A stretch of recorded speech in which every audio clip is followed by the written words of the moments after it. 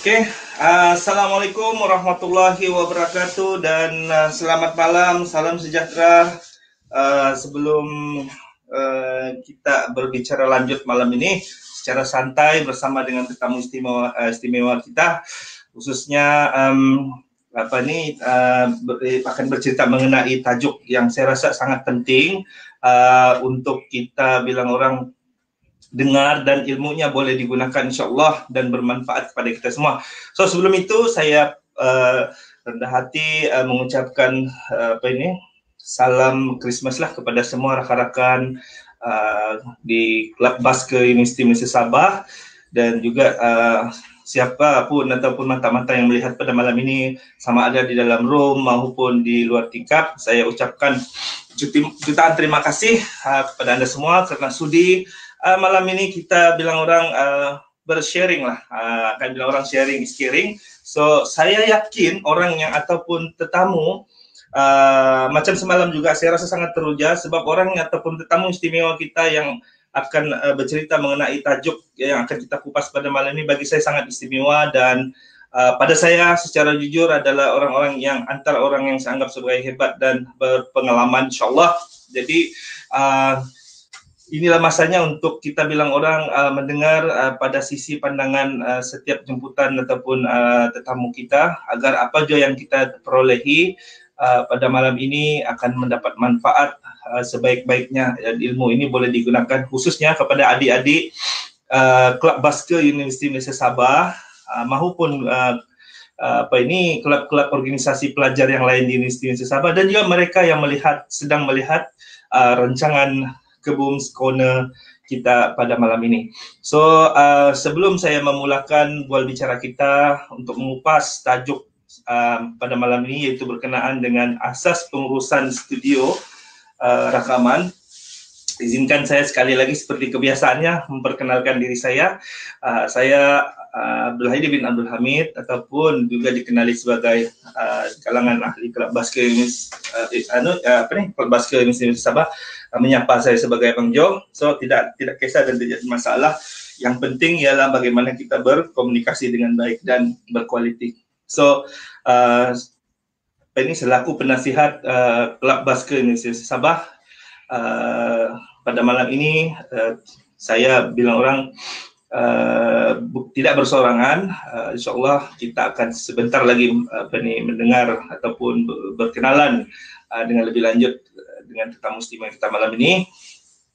Dan saya harap anda semua fokus dan memberi perhatian dan jika ada soalan yang insyaAllah dapat dijawab secara on the spot, kita akan jawab. Dan kalau tidak pun mungkin di hujung sesi ini sebab kita peruntukkan selama sejam untuk kita berbincang lah, bertukar-tukar pandangan, ide dan pengalaman, khususnya tetamu kita yang akan berkongsikan pengalaman beliau sepanjang mengurus studio rekaman beliau. Apa nama studio rekaman beliau? Sama-sama kita dengar nanti. So tanpa membuang masa, sebelum saya menyerahkan ataupun sebelum kita berkenalan dengan tetamu istimewa kita pada malam ini, izinkan saya lah untuk memperkenalkan sedikit latar belakang beliau yang untuk makluman semua saudara yang akan bersama kita pada malam ini. Pada saya seorang insan yang istimewa kerana saya mengenali beliau sejak mula berkecimpung dalam muzik di Sabah ini pada 2013. Tidak lain dan tidak bukan ialah saudara Mai yang saya panggil sebagai Mai. InsyaAllah nanti beliau akan akan ceritakan sedikit latar belakang beliau. Merupakan seorang serba boleh lah daripada pembikinan lagu, arrangement lagu, penulisan lirik, pengurusan artis dan sebagainya lah. Maknanya beliau pada saya sangat berkebolehan dan insyaAllah kita akan koreksi adalah okay, kita akan kita boleh tanya dan kita akan bagi soalan-soalan yang susah yang kita boleh korek dia punya harusnya gurau-gurau aja kan. Alright. So beliau juga bukan sahaja komposer tetapi juga penggiat seni, mempunyai kumpulan beliau sendiri dan juga for sure lah beliau adalah founder kepada Bawah Kulung, saya sudah kasih pecah rahsia Bawah Kulung Studio. So tanpa membuang masa, saya dengan bilang orang penuh rasa bilang kasih sayang lah, asik jiwang pula kan, penuh dengan rasa rendah diri, mengalu-alukan kehadiran saudara saya Mai, dan saya serahkan kepada beliau untuk beliau bercerita sedikit tentang latar belakang dan juga serta mungkin pengalaman dan kejayaan beliau sepanjang terlibat dalam industri scene music di Sabah ini khususnya. Dipersilakan.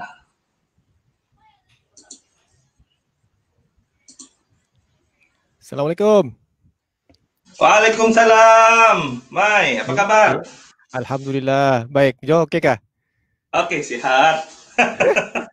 Inilah musim-musim gini nih. Aduh. Ya, oke. Oke, insyaallah mudah-mudahan semua pun sehat juga. Kita tengah pandemik ini kan, pandemik. Iya, betul. Ya, apapun, saya rasa belum terlambat lagi lah. Sebelum kita mula, saya mengucapkan selamat menyambut Hari Christmas lah. Ya, pada rekan-rekan yang menyambut Hari Natal. Ya, jadi apapun jaga diri baik-baik ya. Jangan mengginum terlampau ah.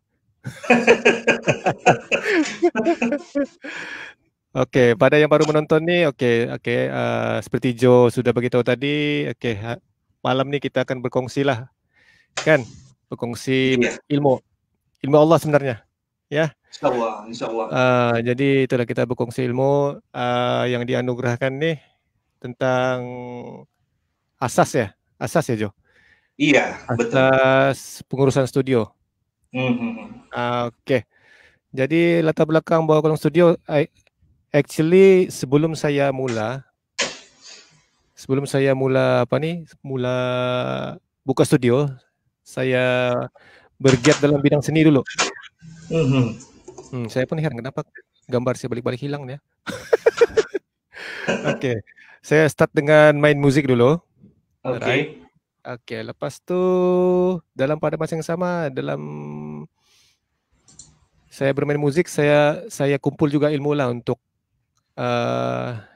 sikit-sikit kumpul macam mana mau rakam lagu kan. Jadi sampai pada tahun 2012 kira macam official lah. Saya rasa macam insyaAllah boleh jalan nih. Jadi itulah daripada start 2012 sampailah sekarang bermacam-macam sudahlah, daripada undergroundnya sampai yang mainstream pun saya buat jugalah. Okeylah, setakat itulah latar belakang yang biasa-biasa lah, tiada yang hebat mana pun. Cuma kita punya. Ya, dia pernah hilang-hilang gambar. Kenapa tu? Nama pun santai kan, nama pun santai. Ya, saya rasa macam kita punya line ini, saya rasa sekejap dia okey, sekejap dia ni. Macam Joe yang conquer semua gambar ni. Aduh, nasib baik ada green screen tu kan. Aduh, alamak, aduh. Aduh, okey. Sebelum saya sambil tu nanti saya akan adjust juga lah. Saya pun tidak pasti apa yang berlaku sebenarnya. Ya. Okey, tapi ada rakan-rakan kita lah menyapa.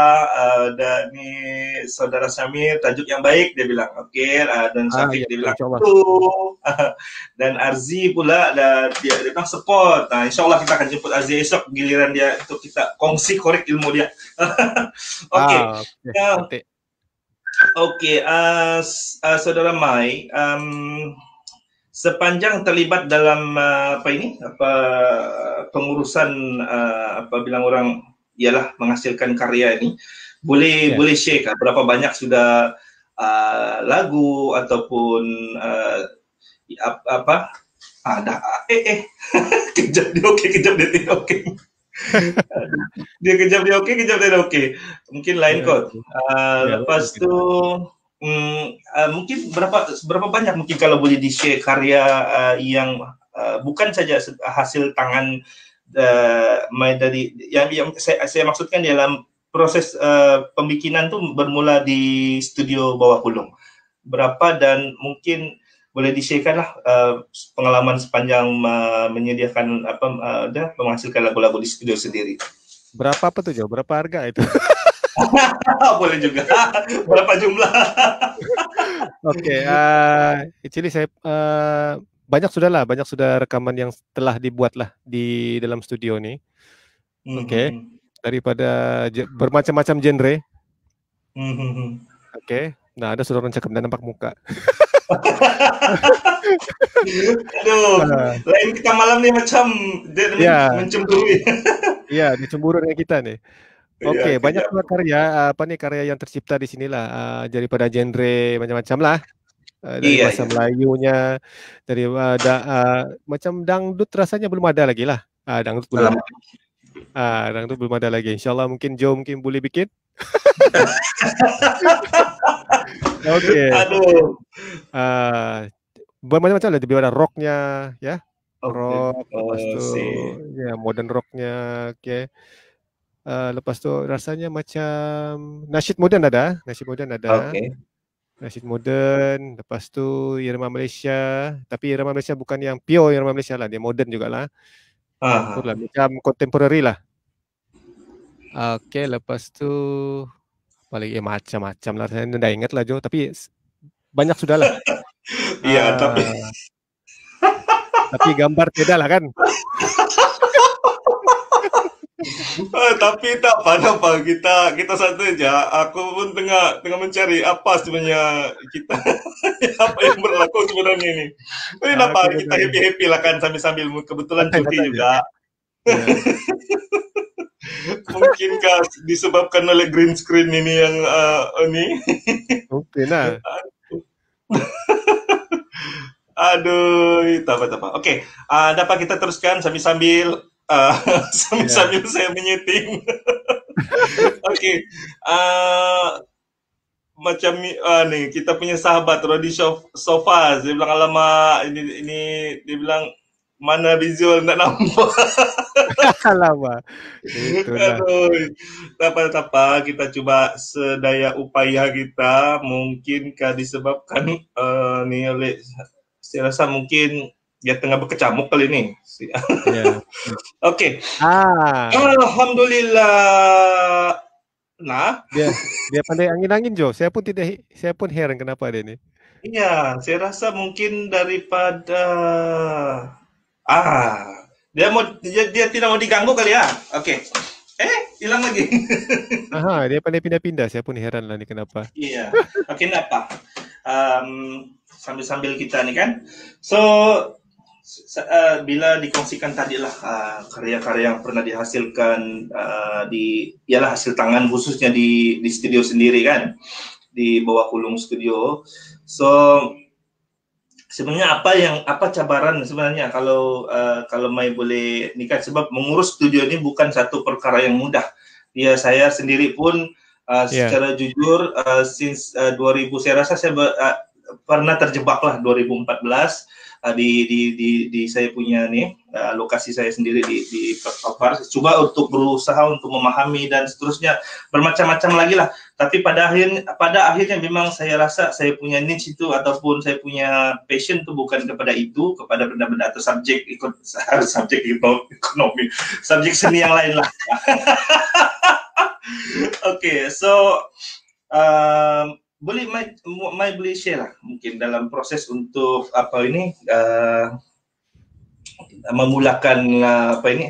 memulakan studio tu, apa dia punya cabaran ataupun bagaimana memulakan lah bilang orang. Oke, cabaran dalam memulakan studio ni kos lah, memang kos lah kan. Kos barang-barang tu seperti keperluan asas yang kita perlu ada macam audio interface semua kan, mic kan, monitor, PC kan. Okey, tapi kira macam dia punya kos tu tidak semahal macam yang zaman tape dulu lah. Zaman tape dulu rasanya lagi mahal lah kan, berbanding sekarang ni kita boleh rekod guna PC sudah. Kan? Tapi still menggunakan kos. Yalah, antara cabarannya memang itulah, mau mencari kos tu. Kosnya tu kan, PC pun sudah berapa kan? PC pun sudah berapa. Jadi dengan audio interface-nya, mic-nya, monitornya, dan tempat recording pun kita kena buang kos juga lah, macam kita kena ada satu bilik yang kedap, ya. Ya, tapi mau mengedapkannya tuh perlukan kos juga. Mengedapkannya tuh. Jadi itulah. Siapa yang mau ceburi ini memang tidak akan lari lah daripada kos-kos yang saya mention tadi itulah. Oke, jadi maksudnya memandangkan, sorry ya, saudara Mai, memandangkan tadi ada gangguan, jadi mana saya punya fokus itu terlari sedikit, terus kita ke arah perbincangan ini kan, so mananya bila kita mengurus ataupun memulakan, ialah untuk for sure lah untuk kita mewujudkan kita punya sendiri, studio sendiri lah. So, oke, sebelum itu saya tanya, saudara Mai punya studio ini adakah bergerak sebagai studio personal ataupun kolaborasi dengan mana-mana pihak ataupun just underground atau mainstream atau mix ke macam mana? Oke, so far saya masih lagi lah berkolaborasi dengan, mungkin kawan-kawan luar pun tahu, saya berkolaborasi dengan Encebat, sifu saya. Itu mau dikorek cerita dong. Dialah, saya berkolaborasi dengan dia punya dia punya company Loud Room Entertainment. Loud Room Entertainment, dan juga studio beliau lah, iaitu Badrul Hisham Studio, yang lokasinya di UK Perdana. Oke. InsyaAllah itulah dari 2012 tu sampai sekarang kami masih lagi berkontak lah. Ya. Walaupun sekarang ni saya macam pandai sudah mau berjalan sendiri, tapi saya masih rujuk dengan dia juga. Nggak boleh dilupakan Sifu tu. Iya, betul.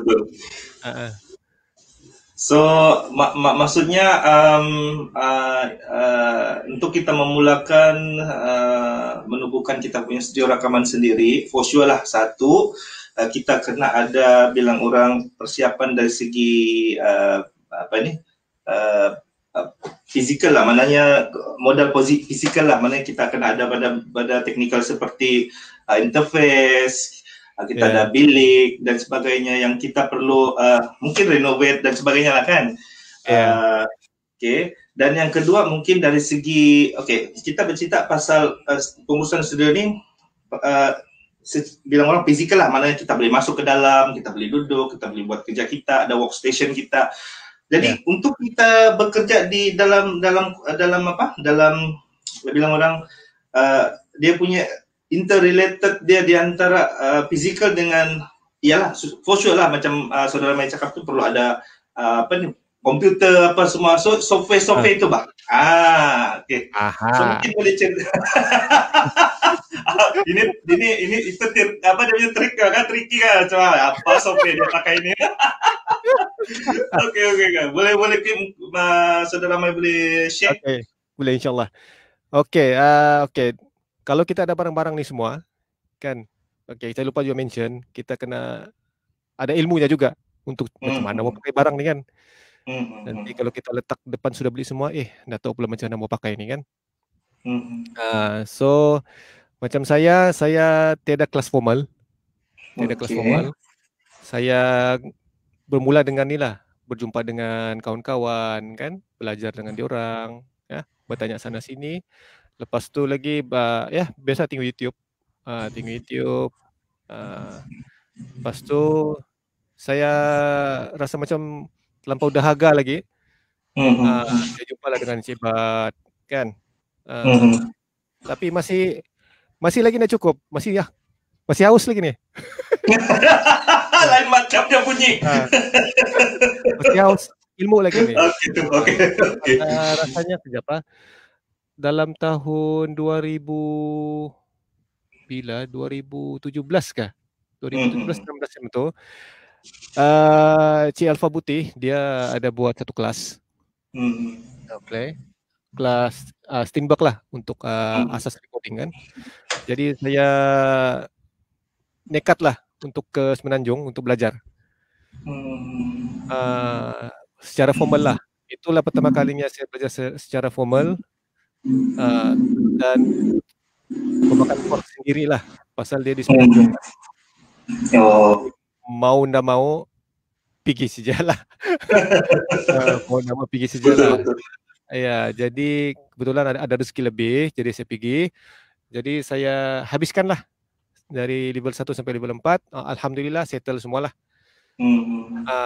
Dan software yang saya guna tu adalah Steenberg. Cubase Steenberg. Okay, Cubase. Dan Cubase ni dia berkaitan dengan kursus yang saya ikut sebelum ni lah. Dia memang menggunakan Cubase. So tenaga pengajarnya pun memang mahir dalam Cubase. Memang tutor yang dilantik oleh Cubase. Memang dia dilantik. Jadi dia kira betul dia untuk mengajar lah. Jadi kami, alhamdulillah, kami ada ramai jugalah, dan alhamdulillah kami habis.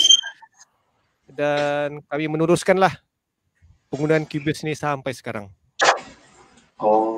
Di mana saya rasa saya sebelum ni menggunakan ada software lain lah.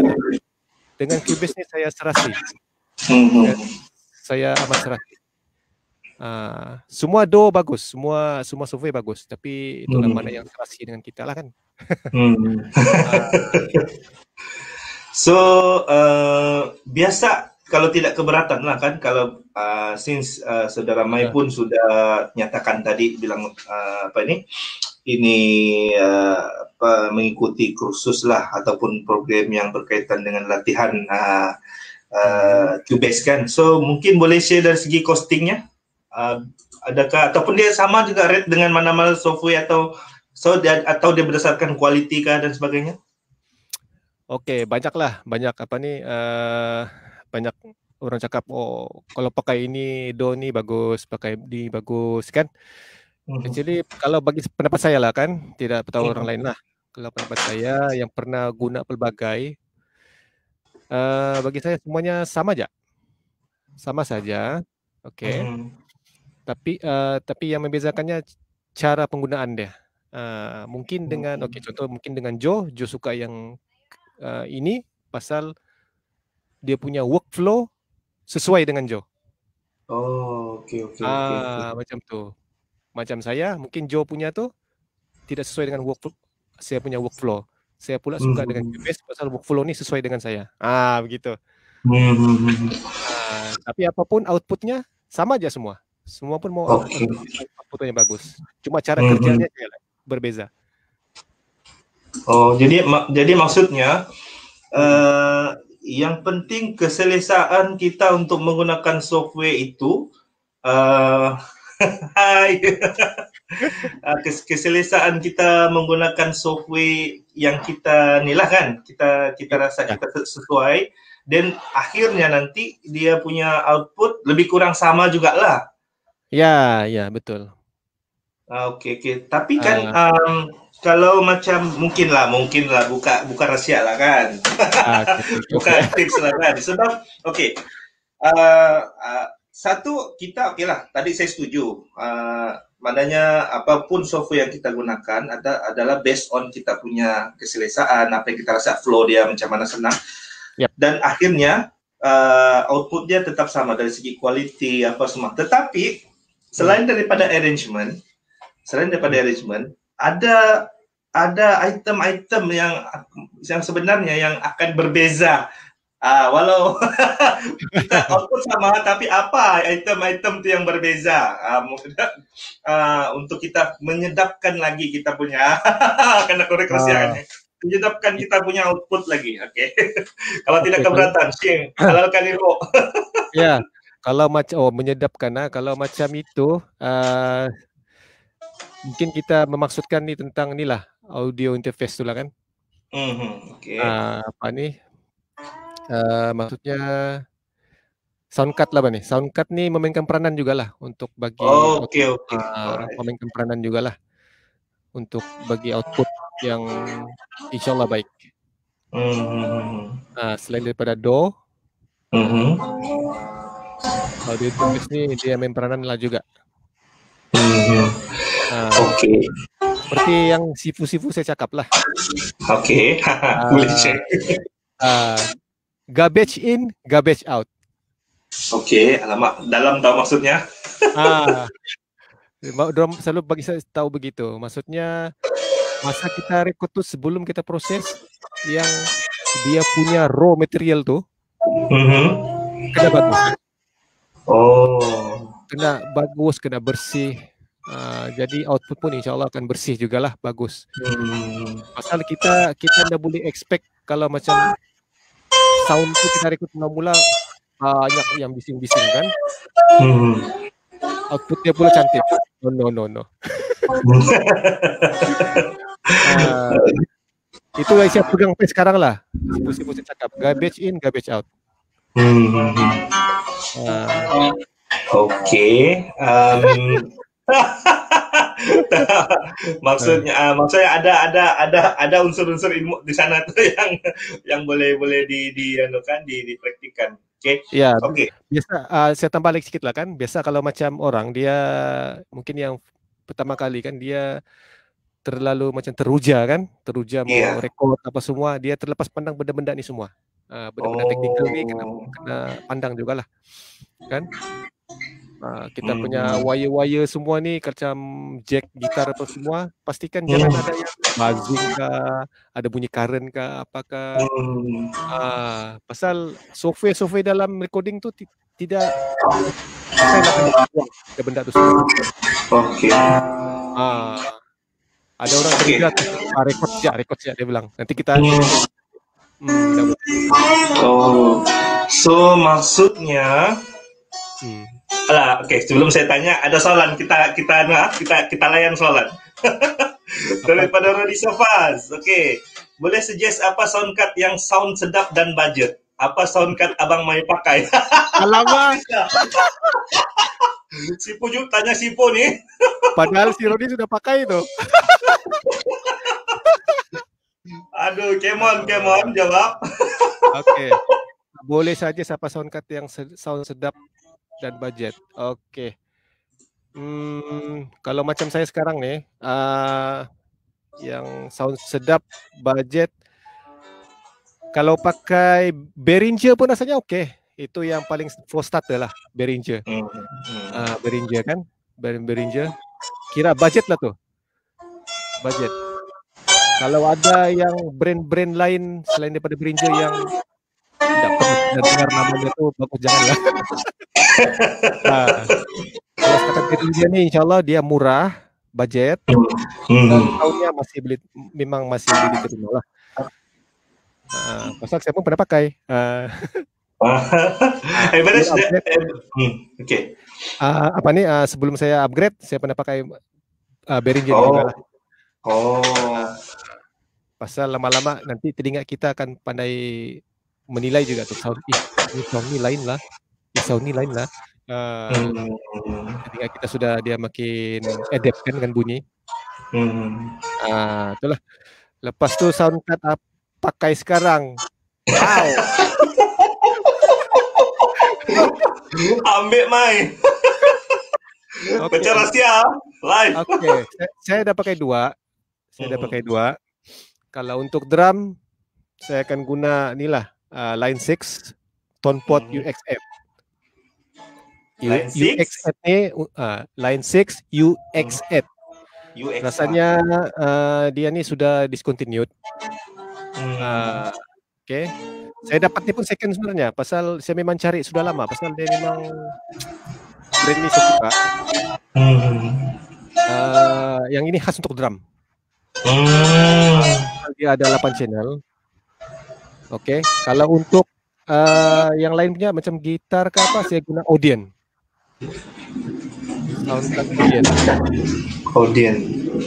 Audien ID4. Pasal apa saya suka dia ni? Pasal dia punya apa ni? Dia guna barang-barang dalam dia yang high quality lah. Macam dia guna apa ni? Apa nama? Saya tengok dulu sekejap lah. Boleh. Dia punya input dia guna Neutrik. Okay, lepas tu dia punya sound card ni dia boleh sampai 16 ms dia punya latency. 16 ms. Rodi tahu lah tu. 16 ms maksudnya sangat cepat lah respon dia. Bila kita petik sini dia terus serentak bunyi tu. Nah, gitulah. Apa tuh, ada bunyi gitar? anak saya. Kau dia bunyinya kah? Ya, dengar. Oh, Siano, Azik dia main. Oh. Jadi dia dengan saya, dia minat yang sama juga kan, sudah bilang orang kemana tumpahnya kuah. Jadi tapi saya terkeduh nih soalan nih, mau tanya kenapa host kita makin awet muda? Kemana? Macam minta belanja tuh. Ini soalan cari gaduh nih tahu. Oke, Mai. Ini soalan saya pula kan, sebab saya tertarik sebenarnya yang bila saya cakap pasal output tadi itu, bila kita bercakap tentang output tadi itu kan, wire.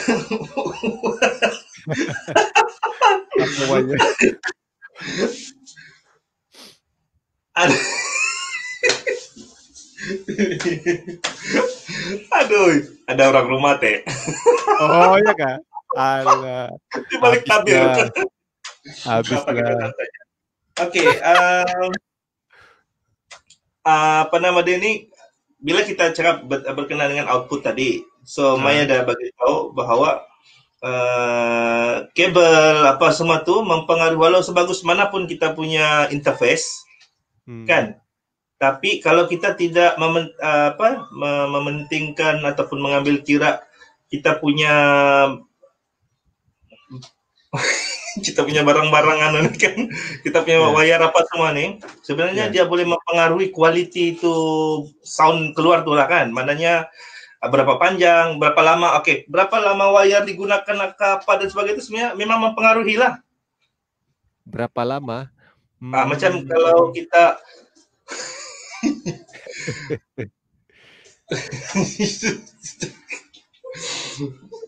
kenapa tuh?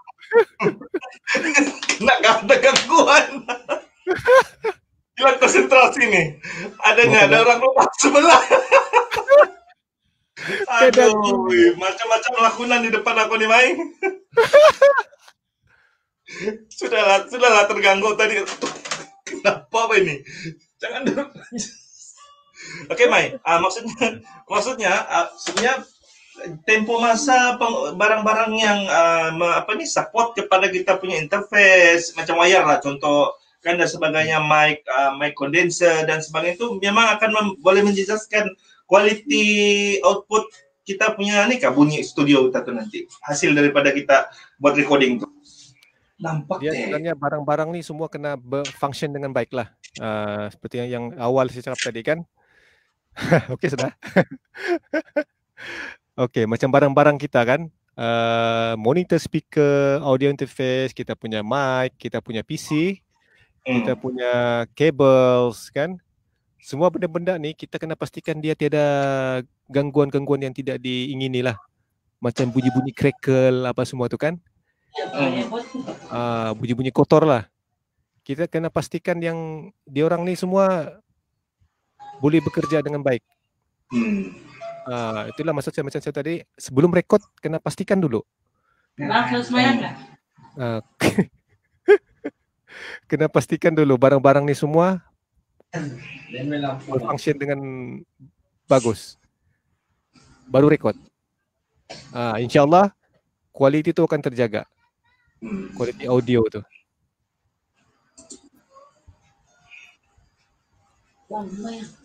Okey. Ambil dulu surat Jo. Ambil dulu surat mana lagi nih? Aduh, surat mana lagi nih? Ambil dulu tuh surat Jo. Bukan. Diunjuk tadi bukan surat tuh, penyapu.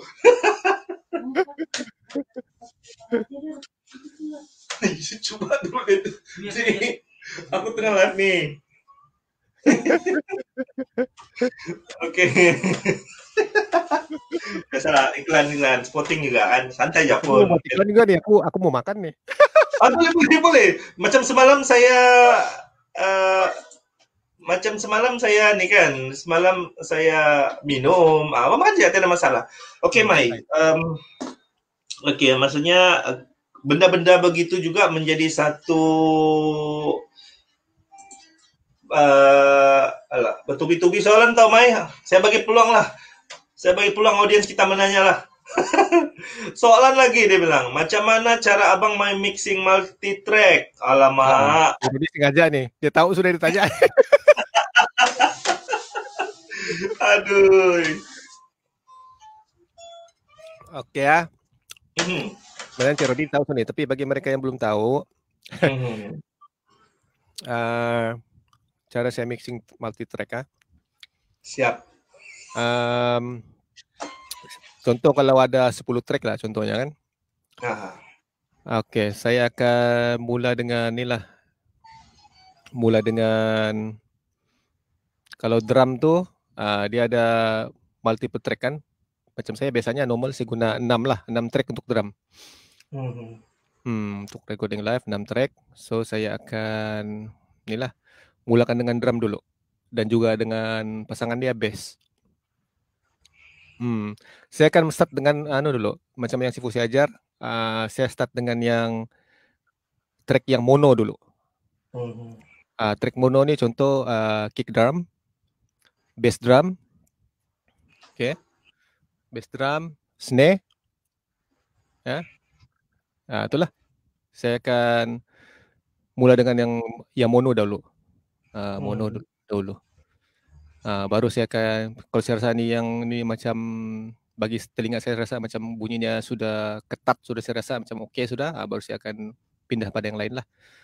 Contohnya overhead apa semua kan, gitar, vokal, gitulah, itu aja pun. Tapi itulah lain orang lain cara, macam saya begitulah yang saya mudah untuk buat. Pasal ada orang dia mungkin mula dengan track lain mungkin dia start dengan gitar dulu, nggak tahu kan. Macam saya selesa start dengan inilah. Mudah untuk saya start dengan yang mono dahulu. Kalau drum saya mula dengan kick dahulu, snare, bass. Itu aja. Harap dapat menjawab soalan Abang Rodi Sofat. Si Rodi tahu sudah tuh, pura-pura ya dia itu. nanti kita kerjakan dia pula. Lebih baik aku tumis live deh, kalau aku soal deh. Boleh lagi semalam aku soal dia soal aku balik. Nah, ada lagi. Kita lain dia punya soalan satu sebelum saya pula yang menanya. Maksud dia kena mix plugin dulu kah atau mix sebelum plugin? Nah. Macam mau keluar makananku terus. Aduh. Maksudnya kena mix plugin dulu atau mix sebelum plugin? Ini sebenarnya subjektif. Benda ini subjektif sebenarnya. Subjektif. Tapi kalau macam saya, contoh kalau macam vokal lah kan. Kalau vokal lah kan. Kalau vokal biasanya saya akan guna outboard punya kompresor. Outboard saya tidak guna di dalam punya dalam software. Saya guna outboard. Pasal bagi saya senang saya mau kawal dynamic suara. Senang saya mau kawal dynamic suara itulah sebelum dia masuk ke DAW. DAW ni mungkin ada yang dah tahu kan, DAW ni Digital Audio Workstation lah, itu software itulah. Software recording itu. DAW lah. DAW. Jadi macam saya kalau contohnya vokal, saya akan proses awal kompresor di outboard. Outboard dulu baru masuk ke DAW. Lepas tu senanglah untuk saya buat mungkin ada sikit-sikit saya yang perlu repair. Kadang-kadang tidak perlu pun. Pasal saya sudah proses awal-awal, sudah dapat kompres dengan betul. Macam sebelum ni saya record tanpa kompresor dulu, agak susah saya mau proses lah.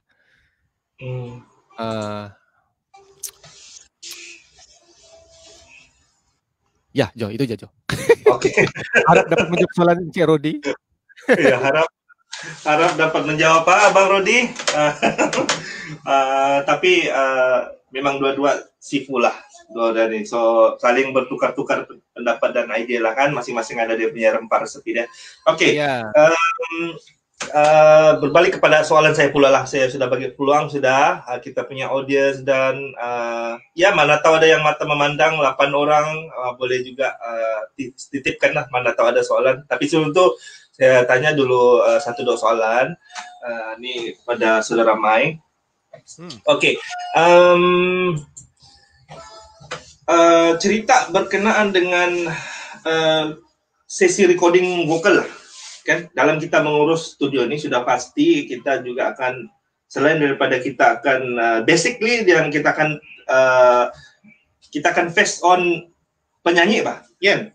Ya. Oke, penyanyi itu yang mula-mula kita inilah kita jumpa apa semua, dan kalau sama ada solo ke grup tetap juga kita akan face on penyanyi. Jadi kan macam mana saudara Mai as a profesional dalam bidang studio rakaman ini boleh kasih adjust telinga itu Bah, kan? Sebab kita datang ataupun orang datang studio ini bermacam-macam karakter suara, kan? Ada yang memang fit dengan musik, ada yang kena auto tune, ada yang kena macam-macam lah. So macam mana pendek cerita lah, macam mana layan Karena semasa recording tu sebenarnya? Okay. Sebenarnya ini cerita dia persediaan daripada merekam vokal lah kan. Macam saya, okay lah. Pastikan ni penyanyi dia dia ready dari segala aspek lah. Dia punya physical, mental lah. Ya. Sebelum datang tu, sebelum dia datang record, kena pastikan dia punya kesihatan lah. Jangan pula dia demam batuk dia mau datang recording kan. Memang dah dapat lah, pasal susah kan mau menyanyi dalam keadaan macam itu, tak fit. Okay. Lepas tu mental kena fokus, dah mula ada gangguan mungkin masalah cewek ke apa kan, cowok ke. Lepas tu saya akan nasihatkan jugalah untuk yang mau rekod suara tu, saya sarankan untuk diorang hafal lirik. Okey. Hafal lirik. Ini bukan apa, memudahkan mereka lebih feel lagu tu. Pasal kalau bila orang dah hafal, orang sambil tengok-tengok tu lirik kan, fokus tu kadang-kadang boleh lari.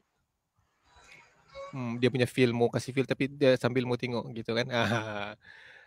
Ini yang sepanjang saya buat lah, saya tengok kan, memang bagus lagi hafal lah. Biar dia sebati. Satu tips yang bagus. Okay. Memang kena hafal. Lepas tu yang lain, okey lah. Ini berkenaan jarak penyanyi itu, saya akan buat lah. Macam dari mikrofon, saya akan start dengan ni lah. Start dengan 3 inci dari mikrofon lah kan. Itu biasa saya akan buat lah. Saya akan biarkan penyanyi akan buat sendiri. Lepas tu, kita kena kawal penyanyi itu jugalah. Jangan terlalu, bila merakam tu, kita jangan biarkan orang terlampau banyak bergerak. Bila dia berdepan macam mic ni kan, kalau dia di situ, kalau boleh dia jangan sekejap ke sini, lepas tu dia ke belakang, pinpoint ke satu position, dia kena steady lah. Kan, kalau dia tarik tinggi tu mungkin dia kena belakang sikit lah. Pasal bila kita tarik tinggi tu suara makin kuat kan. Kena jauh sikit lah. Tapi jangan terlampau obvious lah pergerakan tu tempat jauh-jauh. Macam sekarang kalau saya jauh, suara makin kurang. Itulah. Itu pun saya juga kena monitor lah. Kan? Dan penyanyi pun kena belajar jugalah supaya jangan terlampau bergerak. Lepas tu macam saya akan sediakan pop filter lah macam ini. Ini antaranya pop filter lah. Ini untuk mengurangkan sibilance lah, macam yang bunyi huruf-huruf P, D, S kan? Yang meletup ni. Semua tu kan. Itu function dia, dan juga mengelakkan liur lah. Oh, serius dengar tuh. Nah, itu gurau saja, itu guraunya. Oke. Dan tips yang saya dapat daripada kelas dulu untuk merekam, mulakan vokal nih daripada part yang susah dahulu. Oke. Part yang susah nih contohnya part-part yang tinggi dulu.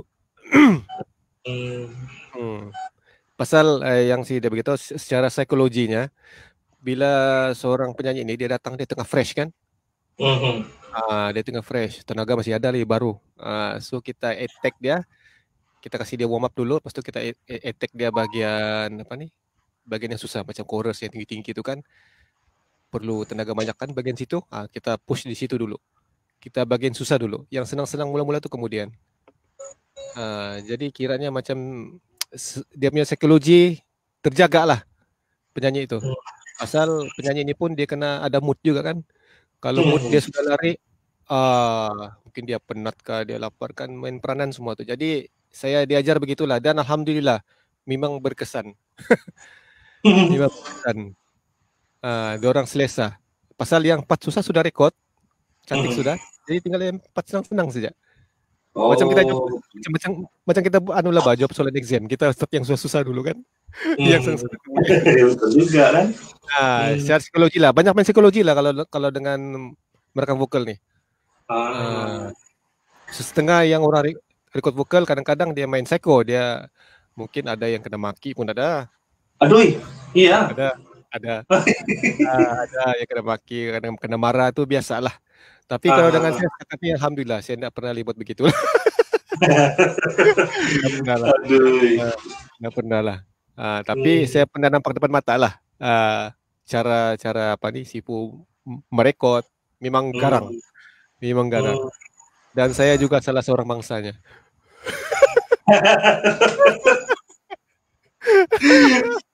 Banyak pernah marah. Pernah. Tapi itu salah.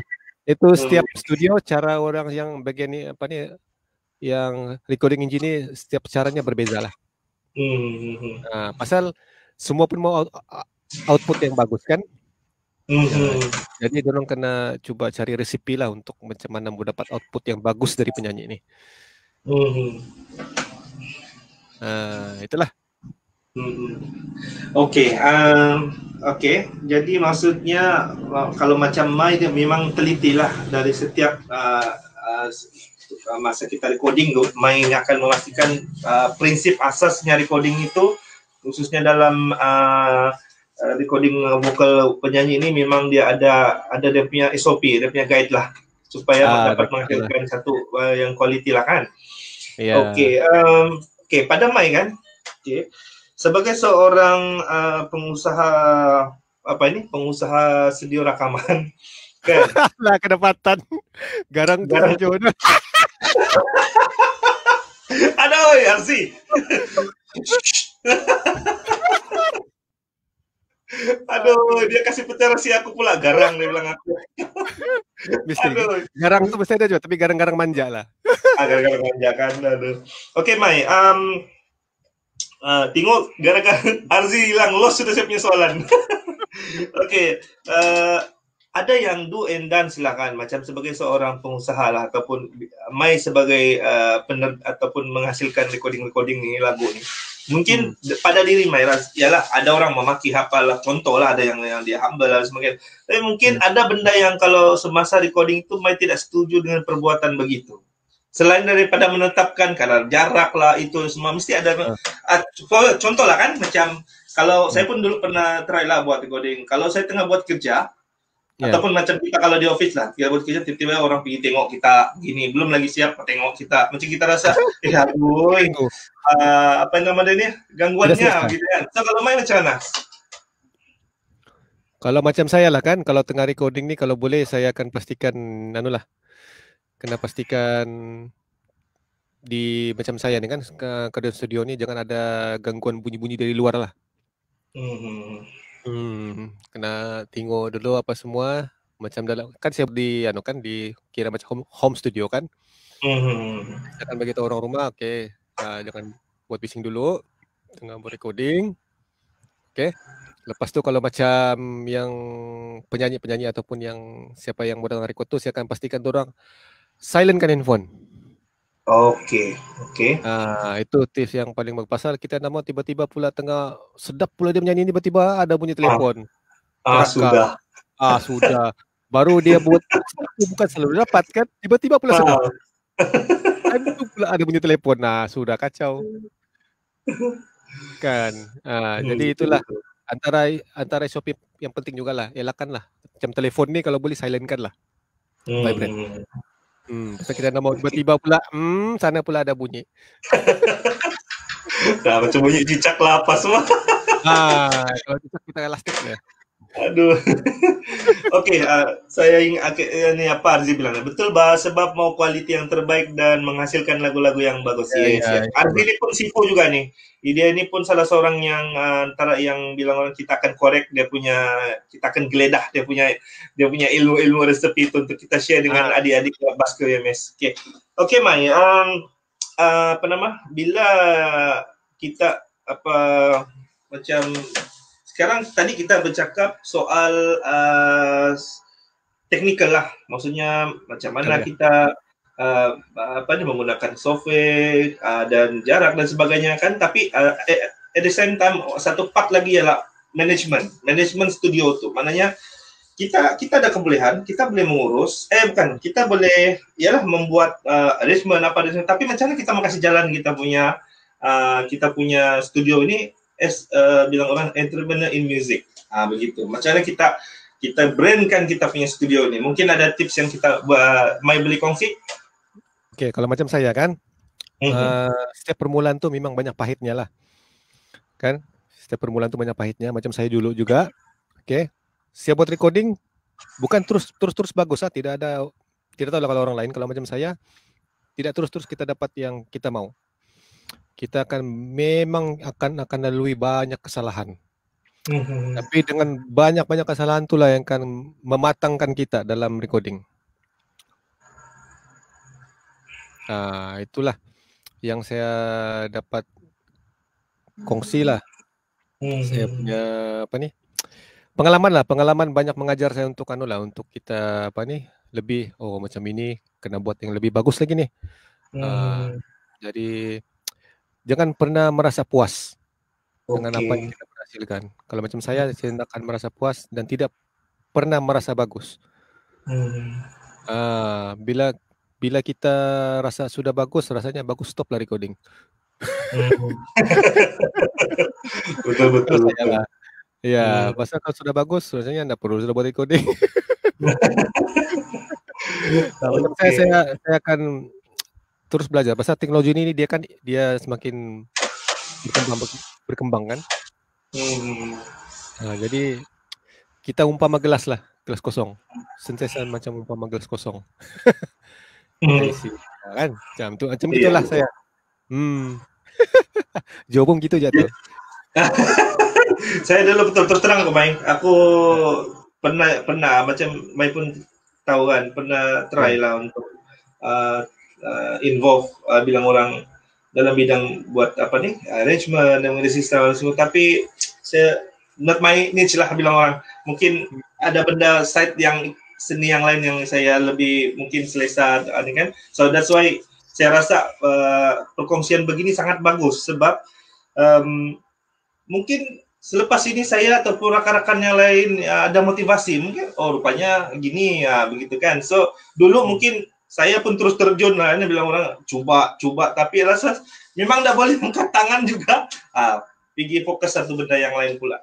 Tapi itulah lumrahnya, ada ketika memang kita ada ketikanya memang kita rasa semangat betul, dan ada ketikanya pula kita rasa down sebab mungkin kita tidak rasa kita tidak mampu untuk hadapi cabaran itulah. So pada saya secara jujur saya sendiri, that's why saya terpanggil untuk meminta bantuan daripada saudara Mai untuk bercerita tentang pengurusan studio ini. Bukan untuk diri saya sendiri, tetapi ataupun saya perlu secara detail itu saja, tapi elemen-elemen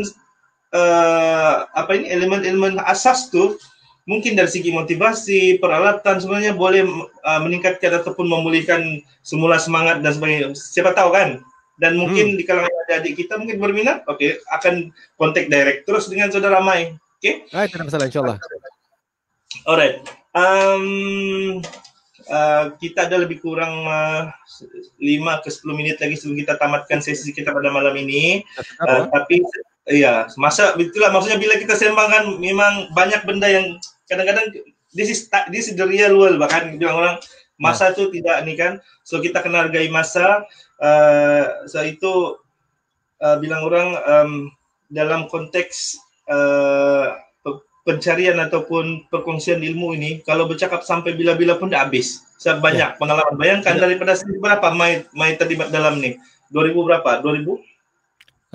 Kalau yang tidak official dari tahun 2000 rasanya. Nah, bayangkan 2000 sekarang 2020.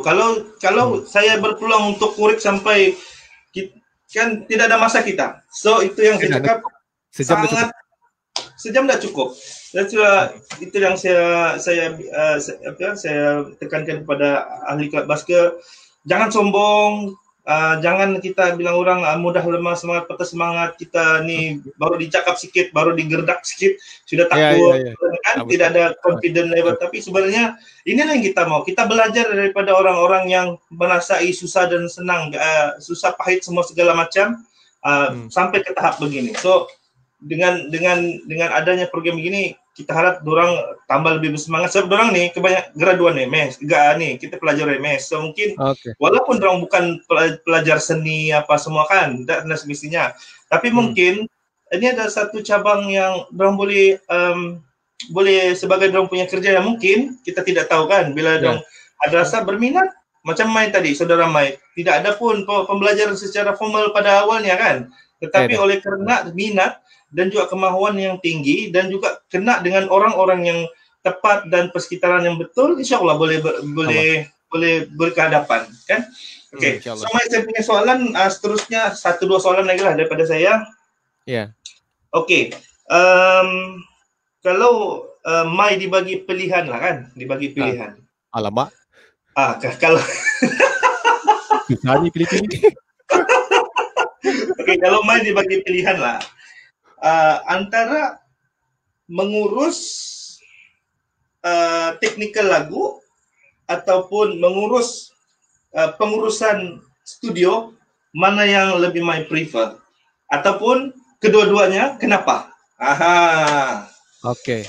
Kalau apa tadi tu yang first tadi tu lebih kepada teknikal lah, arrangement apa semua, tanpa memikirkan macam mana bawa kita punya studio, dan satu pula lebih suka kepada manajemen. Sebenarnya yang kalau bagi saya lah kan yang dua-dua lah. Tapi yang paling sukar itulah management tu. Pasal kadang-kadang ada certain genre bukan di kemahiran kita. So kita kena create team. Satu kumpulan team. Mungkin macam saya terus terang saya kurang untuk yang bahagian untuk irama Malaysia. Okey. Saya kena cari orang yang mungkin mahir dalam apa ni, idea-idea irama Malaysia. Jadi itulah, kita nak beli one man show lah.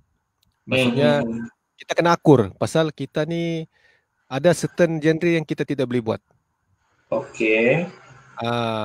Macam kalau irama Malaysia, saya akan cari orang ini.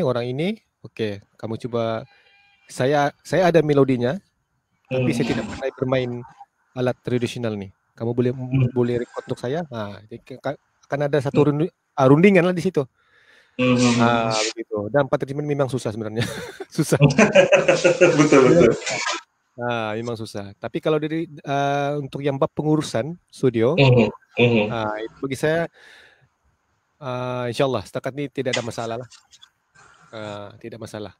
Mudah lah untuk saya uruskan studio.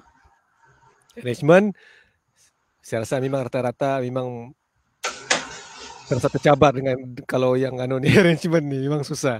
Ya, betul. Kecuali kalau kita memang dianugerahkan boleh buat semua genre, itu lain cerita lah. Betul. Macam Sifu kita lah, Sifu Ibn Nasir kah? Dia apa-apa kau bagi, semua pun jadi. Kan? Okey, saya buka dalam masa 2-3 minit untuk rakan-rakan yang bersama dengan kita di sesi atas talian malam ini. Kalau ada 1-2 soalan ringkas sebelum kita tutup kita punya sesi perkongsian ilmu yang sangat bermakna pada malam ini. Tapi sambil kita menunggu, saya ada satu soalan ringkas lah untuk saudara Mai. Okey, dah mula dah. Dah mula dah tu. Dah gambar banyak dah. Conquer dah tu. Aduh. Okey, tak apa, kita dia bagi can juga kita. Di hujung-hujung ini dia ni kan. So okey. Apa sebenarnya tips, mungkin 2-3 perkataan yang boleh dijadikan sebagai satu guide lah kepada ahli kelab basikal UMS, kepada mereka yang ingin mempunyai sendiri mempunyai company sendirilah sebagai usahawan dalam bidang studio rakaman ni. Mungkin ada tips tips yang boleh menyuntik motivasi lah kalau Mai boleh share, sebab benda ni Mai pun sudah bermula sejak sekian lama dan pasang surutnya pun memang sudah terasa. So mungkin ada itulah kata-kata yang boleh dikongsikan, Mai. Ya, insyaAllah. First, jangan penat untuk belajar lah. Ya, mana-mana yang masih baru tuh mau dalam Sifu saya gelar nih kursi panas. Bagian recording nih dia kursi panas. Jadi kalau sudah masuk ke dalam bidang nih jangan penat untuk belajar. Pasal macam Joe cakap tadi, akan banyak ilmu yang kita akan jumpa. Jangan pernah penat dan jangan pernah rasa cepat puas dengan apa yang kita sudah tahu. Mesti ada ilmu baru punya, mesti punya. Oke. Yang kedua kena ready lah, kena ready dari segi untuk kos untuk ada studio ni kan, dia perlukan kos kan. Bagi yang macam mungkin kurang berkemampuan, tidak apa, bermula dengan benda-benda yang murah dahulu. Jangan bilang Allah tidak duit lah mau beli, jangan. Saya pun start dengan yang murah dahulu. Orang bilang pelan-pelan upgrade. Pelan-pelan upgrade. Lepas tu yang ketiga, kalau dapat lah. Iya. Kalau dapat, kita cuba bantu kawan-kawan. Sebelum kita getting serious dengan kita punya recording, kita cuba bantu kawan-kawan untuk merekamkan lagu.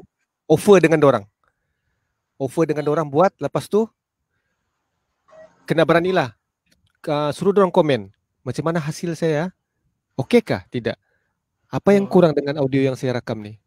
Dari situ kita mesti mau dapat feedback. Feedback ni insyaAllah yang akan bantu kita untuk kita memperbaiki kita punya hasil rekaman. Feedback. Janganlah rasa macam down bila rasa kau punya audio kena begini. Kena terima.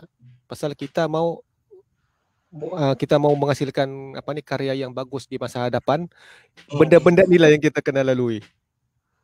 Ya, benda-benda pahit nih sebelum manisnya datang.